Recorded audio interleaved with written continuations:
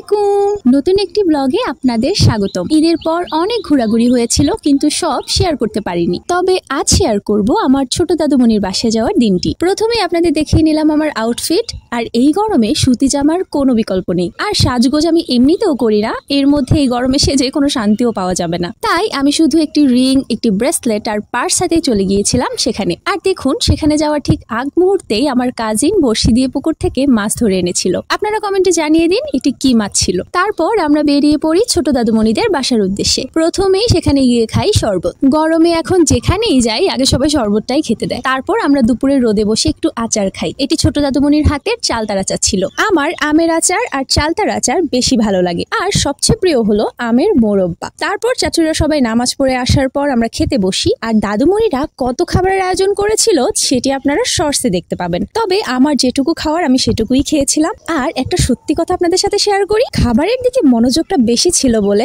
Video করতে পারিনি। যাই হোক, খাবার শেষে কোল্ড ড্রিঙ্কস তো লাগেই। এখানে সেটি খাওয়ার আগে আমার কাজিনের সাথে চিয়ার্স করে নিচ্ছিলাম। এরপর সবাই বসে রেস্ট নিচ্ছিলাম। তখন আমার ছোট্ট কাজিন ইয়ামিন আপনাদের বাসি ঈদ মোবারক জানাচ্ছিল ওর হাতে থাকা মেহেদি দিয়ে। ওর জন্য সবাই মাশাআল্লাহ বলবেন। তারপর আমরা সব ভাই বোন হাঁটতে বের হয়েছিলাম। তখন এই মধুমালতী ফুল গাছটার দিকে নজর যায়। এটা দেখে ওখানে ছোট ফুফিকে খুব মিস করছিলাম, কারণ যখনই ওদের বাসায় যেতাম ও আমাকে গাছটি দেখিয়ে একটি গান শোনাতো। সেটি হলো মধুমালতী ডাকে আয়। ওকে মিস করতে করতেই ভাবছিলাম, ইস যদি একটা ফুল হাতে পেতাম ছবি তুলে ওকে দিতাম। কিন্তু এত উপর থেকে ফুল নেওয়ার সাধ্য আমার তো ছিল না। সেখান থেকে চলে আসার পরক্ষণেই এক কাজিন এনে দিয়ে বলে আমার বড় চাচাতো ভাইটা নাকি ফুল পেরে দিয়েছে। আপনাদেরকে শোনাচ্ছি ও কি বলেছিল।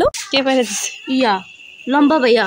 তো এভাবে আমি ফুলটা হাতে পেয়ে যাই। আর আমার বড় চাচাতো ভাই আমাকে ফুল দেয়াতে ছোটটাও আমাকে এনে এই ফুলটা দিয়েছিল। সবাই নিশ্চয়ই এই ফুল চিনেন। আসলে আমি অনেকক্ষণ দাঁড়িয়ে বেলি ফুলের ভিডিও করেছিলাম, তাই ও ভেবেছে বেলি ফুলও হয়তো আমি ছিঁড়তে চেয়েছিলাম। আর এখানে আমি বেলি ফুলকে রিং বানিয়েও পরেছিলাম। সামনে আরো হেঁটে যেতে যেতে ছোট দুইটা কাজিন আমাকে গল্প শোনাচ্ছিল এখানে ঢুকে 2 মিনিট দাঁড়ালে নাকি বোবা জেনে ধরে, কারণ ওখানে অনেক পুরাতন একটা কবরস্থান আছে। বিষয়টা সত্য মিথ্যা জানি না, তবে ওদের কাছে শুনতে বেশ ইন্টারেস্টিং লাগছিল। তারপর আমি কাজিনদেরকে বললাম একজন ঢুকে দাঁড়াও, দেখি বোবাজিন ধরে কিনা। কিন্তু ওরা বাচ্চা মানুষ এতই ভয় পাচ্ছিল কেউই যেতে চাইলো না সেখানে। তো ওখানেই দাঁড়িয়ে সবাই কথা বলতে বলতে আমি এই আমটি কুড়িয়ে পাই আর ওদের বলি চলো আমরা আম বানিয়ে খাই। তারপর ওখানের বড় কাজিন ফাবিয়া বলল আপ্পি আমি বানিয়ে নিয়ে আসছি, বাসায় আরো কয়েকটা আছে। আর সত্যি ও এত সুন্দর করে আম বানিয়ে এনেছিল, খেতেও দারুণ হয়েছিল।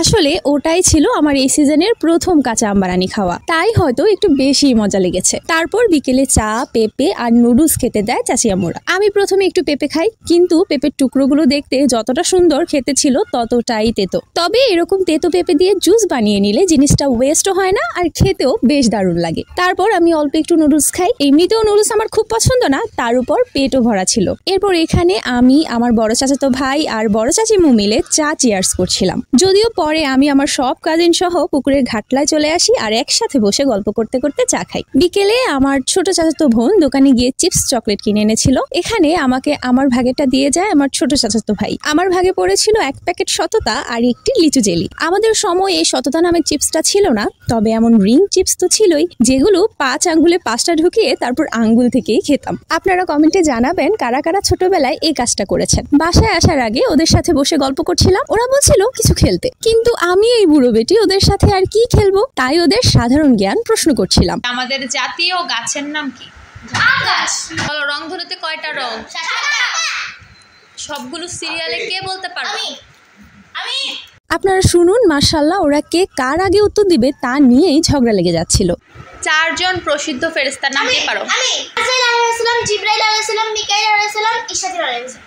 তারপর আমরা সেখান থেকে বিদায় নিয়ে বাসার উদ্দেশ্যে রওনা হয়ে যাই। বাসার কাছাকাছি চলে আসলে বাজার থেকে সবাই আইসক্রিম কিনে খাই। আসলে কোনো কিছু আমার খুঁজে নিতে হয় না, বড় হওয়াতে এমনিতেই সব আমার কাছে চলে আসে। সেদিন রাতে খুব বাতাস ছিল, তাই আমরা হাঁটতে বের হই। আর এই তো চাঁদ দেখতে দেখতে আমার ব্লগটি এখানেই শেষ করছি। বলেছিলাম এই ভিডিওতে সবার নাম নিব, তা মিস হচ্ছে না, তাই এক এক করে বলছি। প্রথমে ধন্যবাদ শিল্ভী আপুকে আমাকে শুভকামনা জানানোর জন্য। তারপর বর্ষা আপু বলেছে প্রতিদিন ভিডিও দিতে। আসলে চেষ্টা করি, তবে প্রতিদিন সম্ভব হয়ে হয়ে ওঠে না। তারপর মাহি আপু বললো তিনি দোয়া করে আমার যেন 1 মিলিয়ন সাবস্ক্রাইবার হয়, এজন্য তাকে অসংখ্য ধন্যবাদ। তবে আপু এখন তোমরা যে 2500 পরিবারের সদস্য আছো তোমরাই আমার কাছে মিলিয়ন বিলিয়নের সমান। আর ফাতেমা জান্নাত আপু আমি আলহামদুলিল্লাহ ভালো আছি, তুমি কেমন আছো তা কমেন্টে জানাতে ভুলো না। তারপর জুই আপু, তানিশা আপু, রুবি আপু, সাইবা আপু, উম্মে হাবিবা আপু, সাদিয়া আপু, লামিয়া আপু, আল মাহিনুর আপু, মিতু আপু, আয়াত আপু, সুমাইয়া আপু, সাবিহা আপু, অমৃতা আপু, হালিমা আপু, জুমানা আপু,